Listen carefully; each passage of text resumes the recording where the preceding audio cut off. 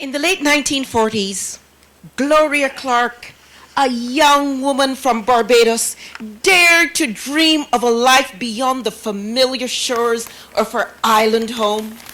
In the aftermath of the Second World War, Britain found itself in dire need of nurses to rebuild its fractured healthcare system. Thousands of Caribbean men and women answered the call. Among them was a young Gloria who saw an advertisement in a well-worn paperback that would change the course of her life forever. A chance to train as a nurse in London. I could help people, change lives, travel the world. Without telling her parents, Gloria tore out a postcard from a paperback, completed the form, and mailed it in to apply for the nurse training program in Kingston General Hospital in England. It wasn't rebellion, it was ambition. And she knew her parents would help her dreams come true if she got in. Mother, I got accepted to train as a nurse in London. London? England? And you didn't tell us? Yes, but I got in. I can make a real future for myself there. Please, say yes. I see it in you, and you've always had such big dreams. We'll find a way to get you to London. And remember, this is your dream, but Barbados is always home. In 1948, Gloria left the warm shores of Barbados, joining the wave of Caribbean men and women who answered Britain's call. She became one of the many who helped establish the National Health Service, a pillar of England's social reform. Traveling across the Atlantic by sea, Gloria endured weeks of isolation, harsh weather, seasickness, and the uncertainty of what lay ahead. Dear Mother and Father, the waves are endless and the nights are cold. I've been sick the whole way, but I hold on to your words. Each day brings me closer to England, closer to my dreams of helping people.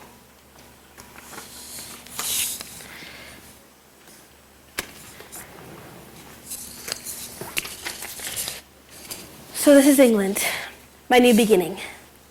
She began her training at Kingston General Hospital that same year, earning her state-registered nurse credentials by 1951. Congratulations, Miss Clark. You've earned this.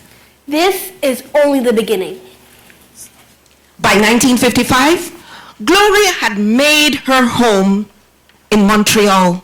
Gloria worked at various hospitals such as the Montreal General Hospital, Reddy Memorial Hospital, and Hôtel Dieu de Montreal. My first paycheck, I had to ask the lady if it was a mistake. The amount was way more than I ever imagined. Can you believe it? I love this country. I'm gonna use this check to buy a sewing machine. It was at the Hôtel Dieu de Montreal that she met Richard, a British immigrant whose charm and intellect quickly won her over. The two married in 1956, embarking on a journey that would test their love and resilience. Their union was a bold statement. A black woman from Barbados and a white man from England, bound by love, yet constantly challenged by a world not ready to accept them. Tragedy struck early when their first daughter passed away soon after birth. But even in the face of such heartbreak, Gloria and Richard persevered, raising 4 children in a world that demanded courage and determination. Gloria's life was a delicate balancing act, a devoted wife, a loving mother, and a passionate nurse. As the world shifted around her, the challenges that she and Richard faced grew more complex. Their love was a testament to the strength she needed to bridge two cultures and defy the odds. Gloria, I'm home. Hi, Richard. How was work? Good. Busy as always. Here, this is for you. You take better care of the money than I ever could. Thank you, Richard. Have I ever told you how proud I am of you? You've worked so hard. And even though we have to deal with all the stares and whispers of being in an interracial marriage, I'll say it again, Gloria. I love you. I'm the luckiest man alive to have you as my wife. You know, sometimes I still think about the letter your mother wrote to convince you not to marry me because I'm black. I'll never forget it. It broke my heart. But I would never let anything or anyone stop me from being with you. You're the best decision I've ever made. That letter made me go back to Barbados. I didn't know if you'd figure it out. I didn't even know if you'd fight for us. But here we are. And no matter what happens, I'll make sure our children know who they are. I'll remind them every day if I have to that they're black too. They'll know their history, their strength, their roots, and all that comes with being Bayesian. They will. They'll have your strength and their love, and your love. And they'll be proud of who they are, just like I am. Our family may not look like everyone else's, but that's our strength. We're a reflection of a world that's changing, a world that's learning.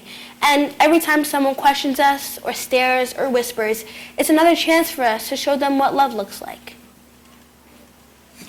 It wasn't just the outside world that presented challenges for Gloria. Balancing her role as a mother with her passion for nursing was an ongoing struggle. Strong-willed and dedicated, Gloria was driven by a deep sense of responsibility, both to her family and her calling to care for others. By 1964, with two young children at home, she faced a difficult decision. Though she loved her family with all her heart, her commitment to nursing was unwavering. Caring for people had always been her true vocation. Yet, after enduring difficult pregnancies and adjusting to life with young children, Gloria was looking for a position that would allow her to ease back into the workforce without sacrificing her time with family. The Queen Elizabeth Hotel seemed like the perfect fit. It offered the opportunity to continue contributing in a meaningful way, but with the flexibility she needed, an ideal balance between work and family life.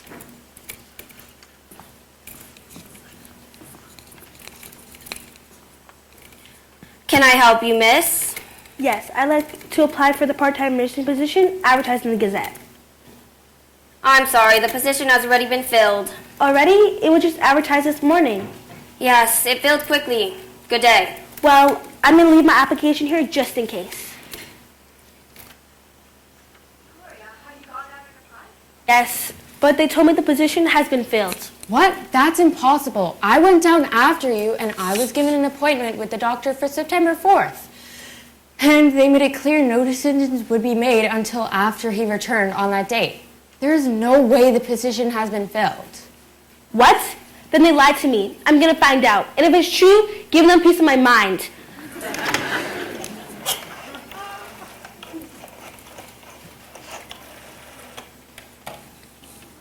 Hello? Hi, Queen Elizabeth's Hotel. How may I help you?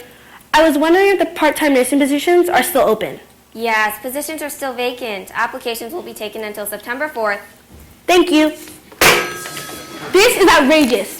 They said the positions are still open. This is unacceptable. You can't let them get away with this. I won't. If they think they can deny me because of my race, they've got another thing coming.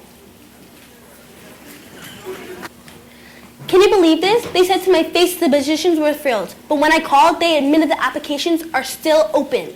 Gloria, didn't you hear? There's a new law. They're not allowed to discriminate in the workplace anymore. You should take this to the Negro Citizenship Association. Let's tell them about this. Encouraged by her friends, Gloria contacted the Negro Citizenship Association, an organization founded in 1962 to promote the social, civic, and economic advancement of the black population in Quebec. She spoke with Mr. Charles Milton Hogg, an officer of the association, and agreed to become the test case for Quebec's newly passed Human Rights Code.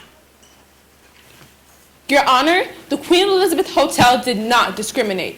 The applicant simply lacked the necessary French-speaking skills for the position. Objection, Your Honor. My client currently works for the Catherine Booth Hospital, where she communicates with patients and staff in French daily. This is not a matter of language, it's a matter of race. They couldn't be discriminated based on race because they had no idea that Gloria, a light-skinned woman, was black. Order! Mrs. Baylis, are you a Negro? Yes, I am a Negro. This statement was a political act by Gloria. As a woman from Barbados, she wouldn't have used that language rooted in the United States, to describe herself. But she understood what was at stake. It wasn't just a declaration of identity. It was an act of defiance. A moment where she turned their ignorance into undeniable truth. Her Majesty versus Hilton was more than a legal case. It was a statement. On the basis of the evidence, the Honorable Judge Marcel Gabori ruled in Gloria's favor, stating that the Queen Elizabeth Hotel had discriminated against her because of her race. On the basis of the evidence, I find that the Queen Elizabeth Hotel did, in fact, discriminate against Mrs. Baylis on the basis of race. The hotel is hereby ordered to pay a fine of $25. Gloria, they ruled in your favor. $25. It's not a lot, but it's a start, a precedent. Yeah, thank you. This is for everyone who's felt like they didn't belong. Shows that the law can be on our side, but clearly there's more to do. Her Majesty versus Hilton was the first successful case for employment discrimination based on race in Quebec. While the fine was a mere $25, the case was a moral victory for black Canadians. It showed that the fight against racism could succeed. Gloria Baylis' courage laid the foundation for change, proving that the voice of one could echo through generations. But the case didn't end there. The hotel was fined $25, and they refused to pay. Over the next 11 years, the hotel fought the ruling, even considering seeking to have the case heard in the Supreme Court. Astonishingly, the lawyers stopped arguing about whether or not the hotel was racist, and instead made the argument that Gloria had no right to bring the case under the Discrimination Act because the act itself was unconstitutional and should not have been passed. Miss Gloria Baylis, we're here for your photo shoot. Yes, that's me. Where would you like to take my photo? By the fireplace is good. Okay, just a moment.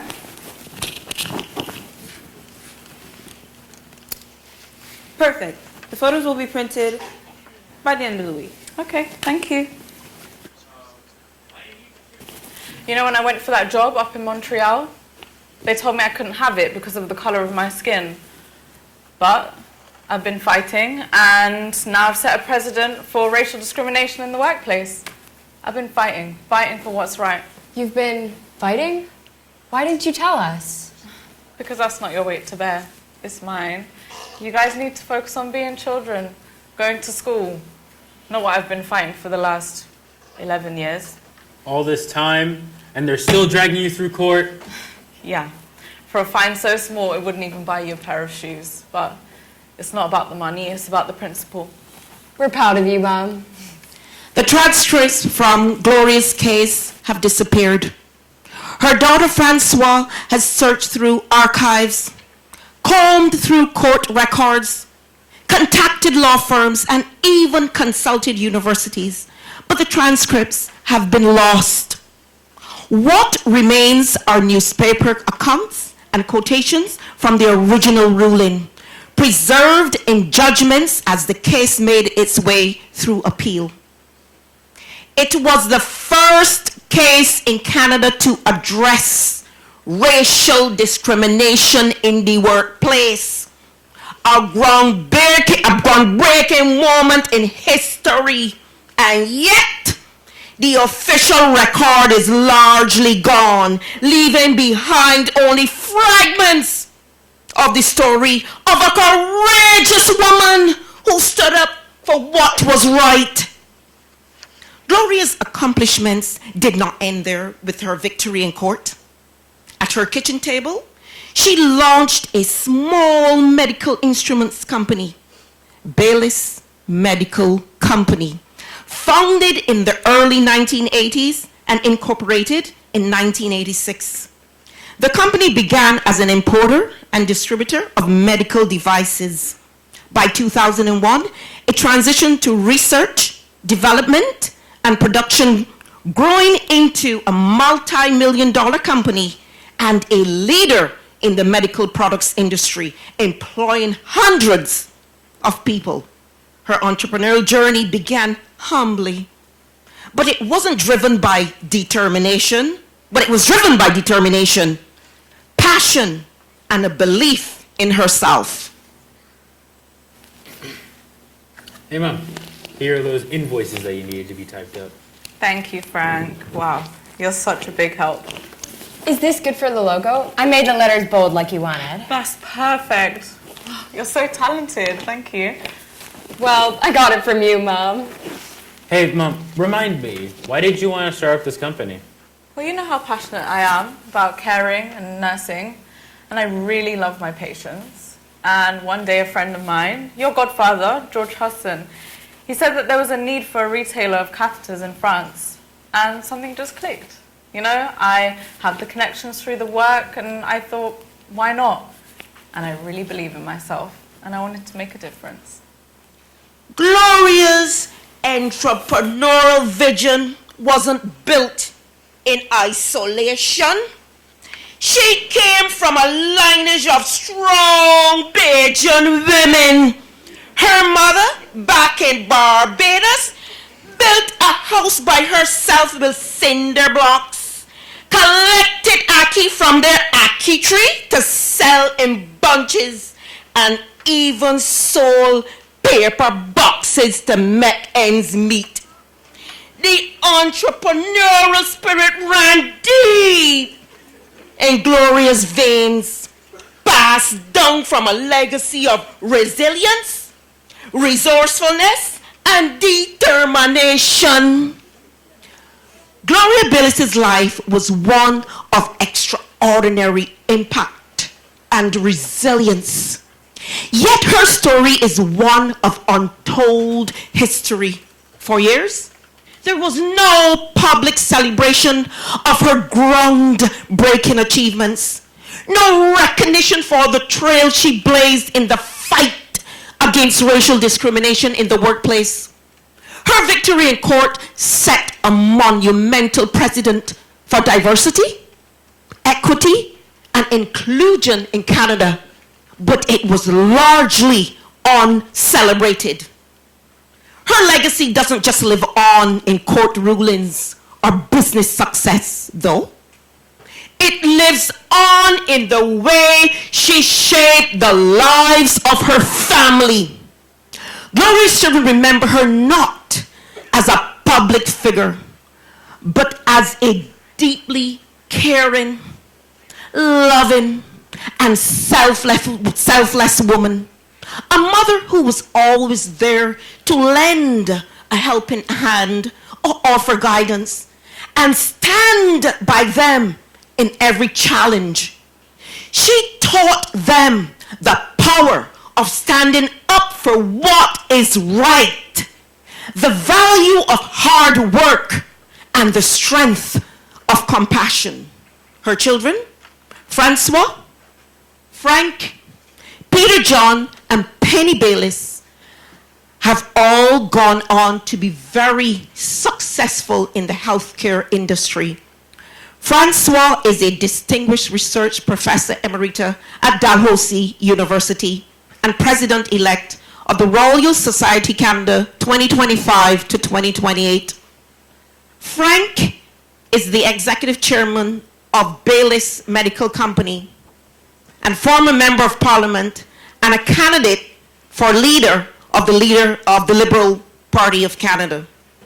Peter John holds a PhD in social work, and Penny Baylis is a medical doctor. They each carry forward the lessons Gloria instilled in them, leaving their own legacies in a field she was so passionate about. I've lived a life I'm truly proud of. A life where I've stood up for what I believe in and paved the way for my family, friends, and others. But the greatest legacy of all isn't about my company or about the court case, it's my children. And so that I hope I've shown you the power of courage and conviction. Welcome and good evening. My name is Francoise Baylis, and I am the eldest daughter of Gloria Baylis.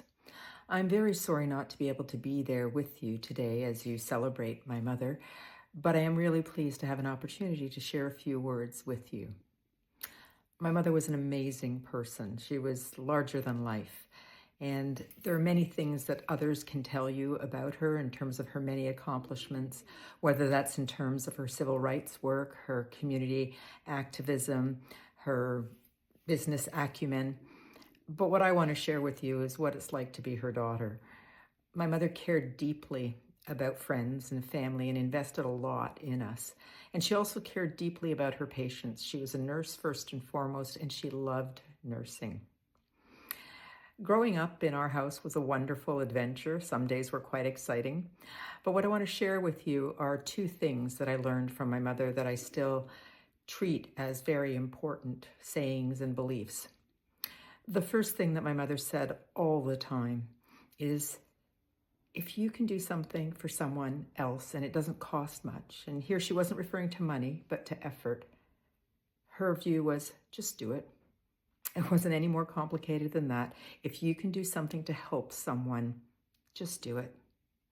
And the other thing that I learned from my mother that is something that I still hold dear and try to live my life by this saying is that if you have been gifted, blessed with talents, you have a moral obligation to use them for the benefit of others. That's what I watched my mother do her whole life, and I've tried to emulate that. And so what I want to say in closing is it's been a privilege for me to know my mother, and I hope that tonight you've learned a little bit more about her. And I want to suggest that the thing that becomes important is to carry her work forward. And you can do that by simply being helpful. If somebody needs help and you can provide that and it doesn't cost a lot, just do it. Have a wonderful rest of the evening, and thank you very much for the honor bestowed on my mother. My mother was an extremely strong person. She left Barbados, where she was born. She's a Bajan. She left Barbados when she was 17. And back then, when you left on a boat, she left to go to get educated as a nurse in England because there was no educational system at that level in the islands, in the Caribbean islands. She left on a boat, took over a week to go, and there's no phone call, there's no emails, there's no contacting anybody, and you wrote a letter when you got to England. Now, keep in mind, you leave Barbados, you go to England, you don't have a winter coat. Why would you have a winter coat? And you arrive in this cold, damp, very foreign place. And she said, and it was right after the war when she went, she said it took her 6 months of savings just to buy a winter coat. And then at some point she said, I'm going to try my luck in Canada. And she came to Canada and she said, this is a great story. She got her first paycheck. She couldn't believe how much money it is. She ran out and she bought a better winter coat and she bought a sewing machine. And then she had a panic attack because she said, okay, clearly there's been a big mistake. They've way overpaid me. And this was before the days where you could say, I'm taking this back. I'm going to return stuff. So she didn't know what to do. And she said 2 weeks later, she got the same amount again, her paycheck. So what's this? So she went to one of her colleagues and said, is this normal? Is this what we get paid? She said, yeah, that's your pay. And at that point, she said, I love Canada. I'll never leave Canada. And my mom was like that. She was a person that was a fonceur, someone that could drive into things. So it's not that well known, but my mom's is the first case in Canada about racial discrimination in employment. So in the 60s, people would just say, we don't hire these kind of people. We don't hire Jewish people, or we don't hire black people. This was accepted, or it happened a lot. And this happened to my mother, except my mother was not taking this, and she brought this company to court. And that court case took 12 years, and I always tell people after the 12 years, the company is finally found guilty and charged the princely sum of $25. People go, whoa, that's ridiculous. But it didn't matter because what my mom had done has set the precedent-setting case in Canada. This is before we had the Charter of Rights and Freedoms. This is way before that, where she had established in Canada you could no longer discriminate in employment. That was my mother. My mother was not going to be anybody's victim. My mother was a wonderful lady. She was a caring lady. She had an open door policy. But by gosh, if you think you're going to cross her, you had another thing coming. And if you're looking for a victim, you better look somewhere else. So my mother had a huge impact on Canadian society, but just by virtue of being who she was, if I could say it that way. My mother leaves an indelible impression, not by design or intent, but by strength of character and perseverance. Of all the ways she has influenced me, it is her perseverance that persists in me. If you have a goal, an idea, something to accomplish, persist, and that good thing will happen. Maybe not exactly as you visioned it, but it will lead you, take you to a better place for you and those around you. This principle, value, rose above or beyond the color of your skin, and if prejudice interferes, do not relent. Persist and lean into the challenge. However, my mother was ultimately just a person with strengths and weaknesses, skills and flaws, scars and trophies. Yet all of this never occurs in isolation. And for my mother, she was accompanied by my father, Richard, a gentleman, dedicated with equal commitment to his wife and her cause, great or small. Today, her qualities, and dare I say some of the flaws, live on through generations. Me, my siblings, our children. I live and witness this through the ongoing work of my siblings and her grandchildren. They continue to build inclusive communities, guide and support healthcare decisions, and still tend to injustice, the sick, and the suffering of others. It is this love in action, not restricted to blind passion and roses, but one that encompasses community of all color, race, and creed. This love continues to fuel a desire for justice and compassion. This lives and persists in me. Much love, Mom and Dad. Hello, my name is Penny Jane Baylis, and I'm the youngest daughter of Gloria Leon and Richard Headley Baylis. I wanted to thank all those involved in putting on this play. I find it's truly exceptional that other people will get to know what a wonderful person my mother was. The strong values she had, the immense courage she had, the strong work ethic that she had are just wonderful things that made her who she was. Why me? Why not me is one of the legacies my mother left me. She gave unconditional love, almost to everybody, but yes, to her family. Now, she was a Caribbean mother, so there was a healthy mix of fear put in there, but never did I not feel 100% supported by her.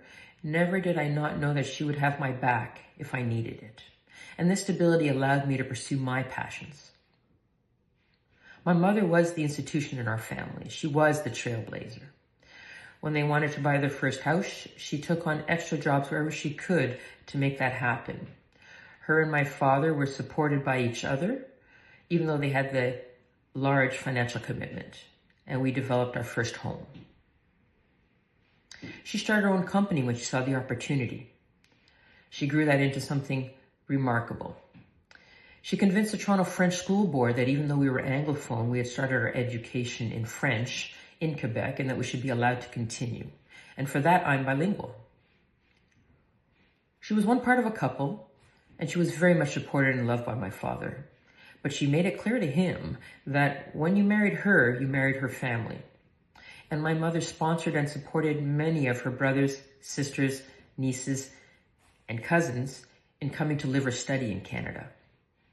The respect and love and caring she showed to her grandmother taught me so much about family values. When we were younger, she befriended the school janitor, Mr. Tabone, at my elementary school, St. Madeleine, and he would call her whenever we were misbehaving. We'd get home, we'd be amazed how she would know all these things. In high school, she befriended all the teachers. She let them know she had their back and that she trusted them to raise her children well. She was even invited to their social events after PTA meetings. She made friends easily, and she was always there for her friends. Pastor Leroy, who was a friend that she met taking French classes in Montreal, or franglais as she would call it, needed someone to come with him to go to the jail to visit one of his congregates. And Mom helped him and helped the gentleman as well. Her other friend that she met in French school, Yadi, would come and visit often. And in fact, even after she passed away, he would still come and visit my father often. She understood in a couple, everyone had to have their own thing, and she taught me how a couple should be. My father had his airplanes, my mother had her netball. And my mother knew I had a passion for sports, and she included me in her netball every way she could. Most Tuesday nights, when I was old enough, I could go to Cosmos Netball Club with her and watch her play if I liked. She encouraged me to play for the Ontario netball team, and she also brought me with her to tournaments. So she organized national tournaments and refereed there, and I was exposed to organizational studies. I was to all the issues you had to do to troubleshoot in tournaments, and I learned so much just from being there and observing her. The first year I played hockey, she was behind me 1%. However, I do remember for the first few weeks of my hockey career, I was using a blue lace garter belt to hold up my stockings.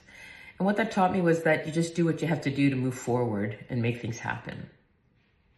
When I forgot my softball glove at a big tournament to qualify for nationals, I was hours away and she drove there and brought it to me, even though she had other things to do. She worked as an on-set nurse in Ontario for several movies, including Mrs. Safel and Youngblood. And she brought me around and she encouraged me to join in her and see what was going on. I met many wonderful people, many wonderful and different types of people.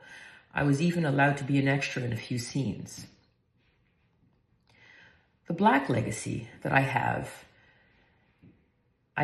because of her. As my sister once wrote, "How do I know I'm Black? Because my mother tells me so." She exposed us to our culture. She knew. We visited Barbados. We always were with our family. We were always involved. We also, interestingly, never really knew much about her court case until it became popular again in the 70s. So she was also very humble about it. My grandmother had 11 brothers and sisters. My mother had 11 brothers and sisters. I have at least 52 cousins. I also have cousins and 2 aunts on my dad's side. So I have a mixed race. And I never felt out of place. I knew exactly who I was and was proud. And I'm proud of my heritage and proud of my background. And that is because of Gloria and all that she did for everybody. She showed us through our words and actions how to be the best human being that you can be. The legacy she left me was that I need to create my own legacy. I need to have a positive impact on people, family, friends, and society. And I can only hope to live up to that. Thank you. Bye-bye.